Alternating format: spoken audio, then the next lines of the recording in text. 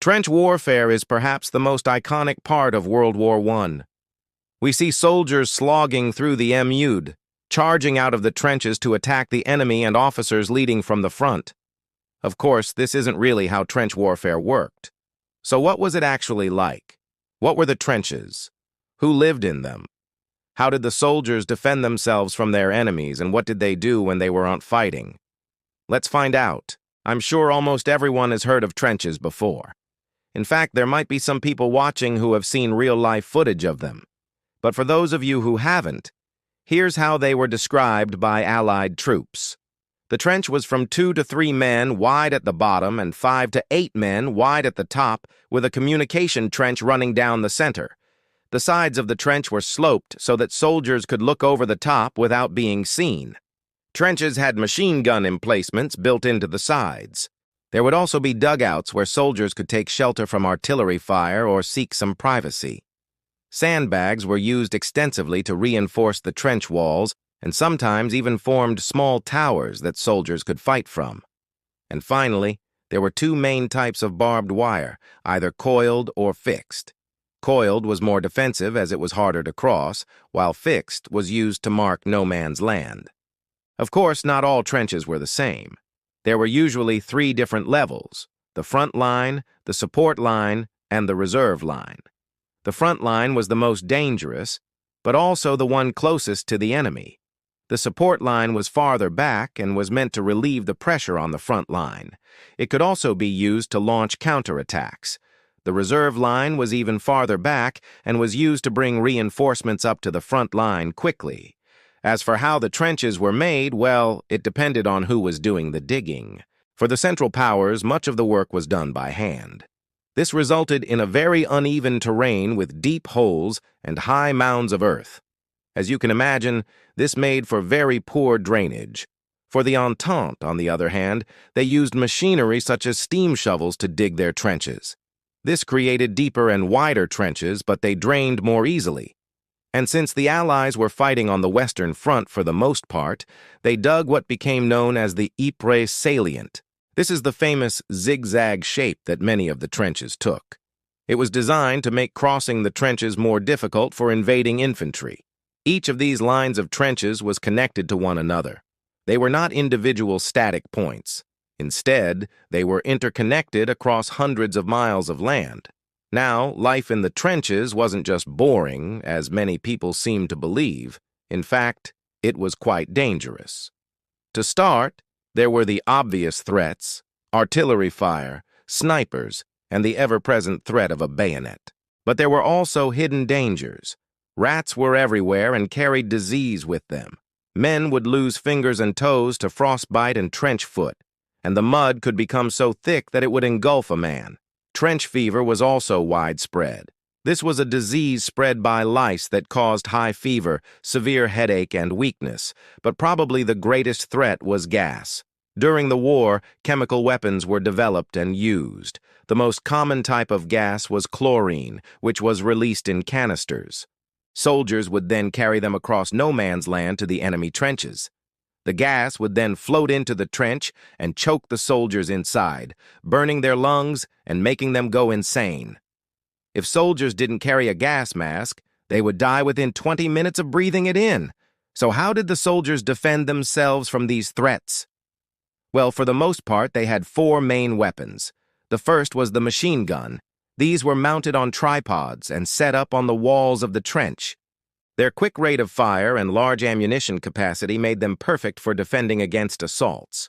The second weapon was the artillery piece. These ranged from small mortars to large cannons. They were used both offensively and defensively. The third weapon was the rifle. It was used mostly at night when soldiers were patrolling no man's land or sniping the enemy. And finally, there was the dreaded weapon of trench warfare, the bayonet. This was a knife-like blade that attached to the end of a rifle. It was mainly used in hand-to-hand combat, but could also be used to throw. The daily routine of a soldier in the trenches was pretty simple. At around 6 a.m., the soldiers would wake up and start breakfast. After that, they would spend the morning either repairing trenches, training new recruits, or standing guard. Lunch would often consist of things like bread, cheese, and beer. The afternoons were spent in the same way as the mornings, except that sometimes they would take part in raids into no man's land. Evenings were spent eating dinner and socializing with the other men. Some soldiers even played cards or billiards. Once the lights were out, the men would either write letters or fall asleep. If they were lucky, the night would pass without incident. But sometimes there would be an artillery barrage or a raid by the enemy. As for supplies, food and water were brought to the trenches by supply trains. This would come in the form of long columns of wagons carrying everything from rations to ammunition. Sometimes horses would even be brought up to help with the digging. Officers would ride on horseback to inspect the lines or direct the men. So far, I've painted a pretty grim picture of trench warfare, and for good reason. Being a soldier in the trenches was extremely dangerous. But it wasn't all bad. Life in the trenches gave the soldiers a sense of camaraderie and brotherhood. Many of them had never worked so closely with others before, and it brought them closer together. This was especially true of the British Expeditionary Force. They had come from a time and culture that prized individualism above all else. But trench warfare demanded that they put aside their differences and work as a team. This experience changed them forever. Another positive aspect of trench warfare was that it gave the soldiers a chance to rest. While under fire, of course, it was not relaxing, but between offensives, it allowed them a chance to catch their breath and recover from their wounds. This was especially important on the Western Front because of the high casualties. And finally, there was mail. Letters from home were the one thing that kept the soldiers going. They wrote about everything from family to sports to politics.